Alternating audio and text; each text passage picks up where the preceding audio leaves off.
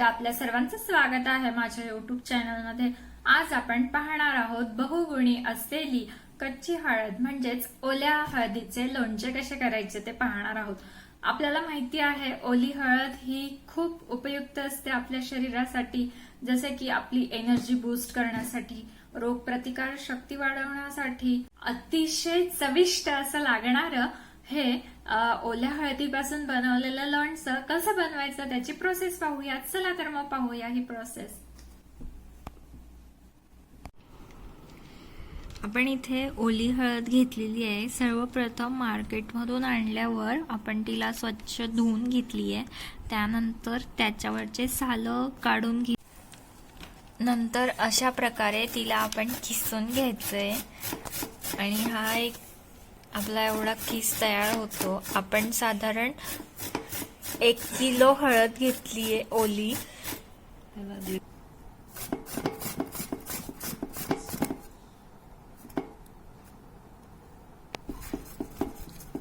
आपल्याला इथे साधारण 1 किलो हळदीसाठी आपल्याला 1.5 किलो कैऱ्या घ्यायच्या आहे।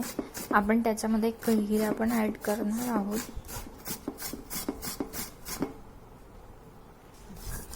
कैऱ्या ऍड करताना आपल्याला सर्वात आधी कैरीवरचे सर्व साल काढून घ्यायचे आहे आणि आपण जशी हळद किसतोय त्याचप्रमाणे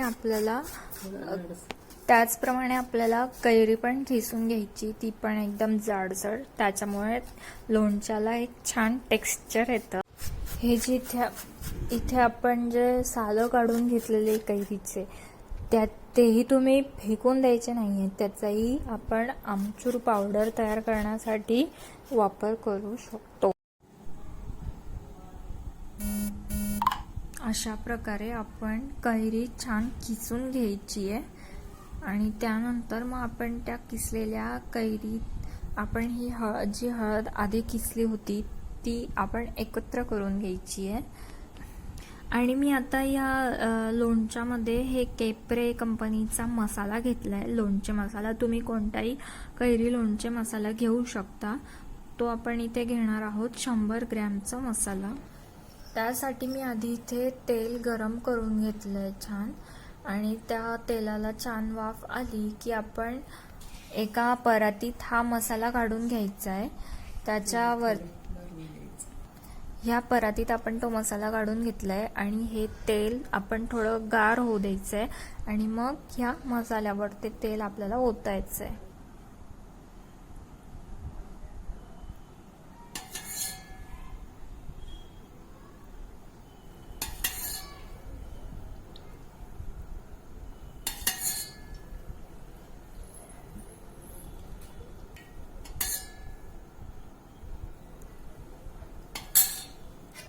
इथे मी हे 1 पाव तेल घेतलेलं आहे आणि ते मी आता या मसाल्यावर संपूर्ण टाकलंय आणि आता तो छान मी मिक्स करतेय।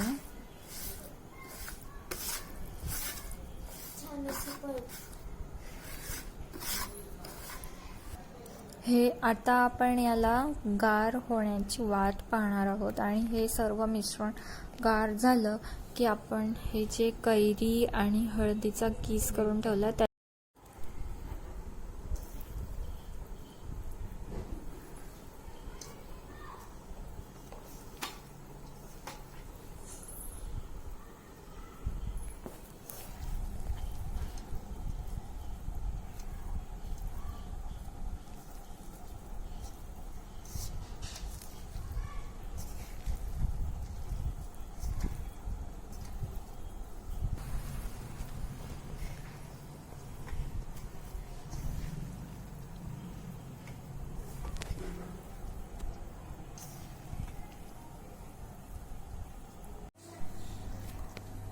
आता आपण हे मिक्स केलंय छान आणि आपण त्याच्यात आता मीठ टाकणार आहोत। चवीनुसार आपल्याला मीठ टाकायचंय।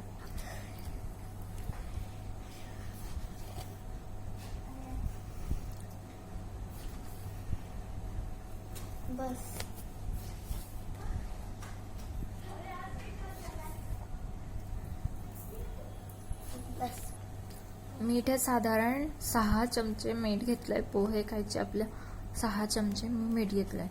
आता आपण इथे हा गूळ किसून घेतलाय, तो मी साधारण पावशेर गूळ याच्यात ऍड करून घेणार आहे. आणि आता हा मसाला थंड झालाय आणि तो आपण ह्या केलेल्या मिश्रणात सर्व आपण मिक्सर करणार आहोत.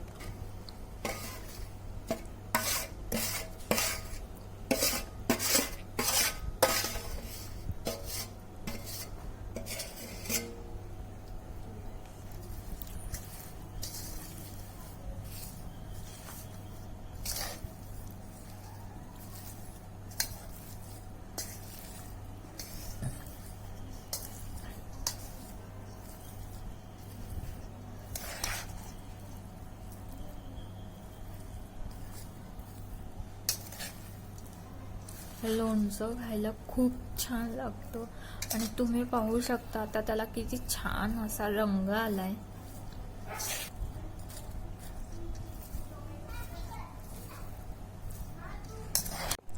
हे रात्रभर आपण हे मुरत ठेवलं होतं आणि आता हे रात्री हे मिश्रण तयार झालंय आणि आता आपण ते एका काचेच्या बरणीत भरणार आहोत.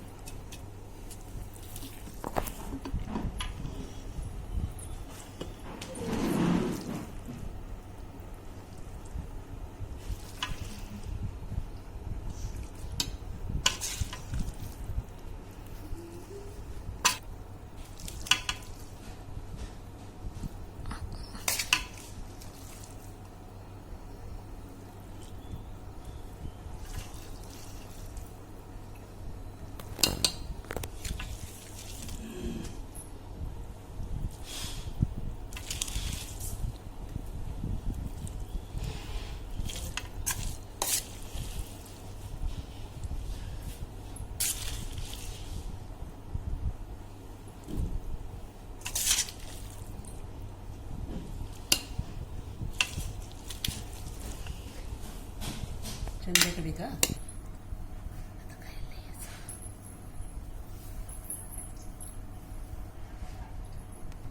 वरती तेल राहील असं आपण तेल त्याच्यावर टाकून घेणार आहोत, ज्याच्यामुळे आपलं लोणचं छान टिकेल. म्हणजे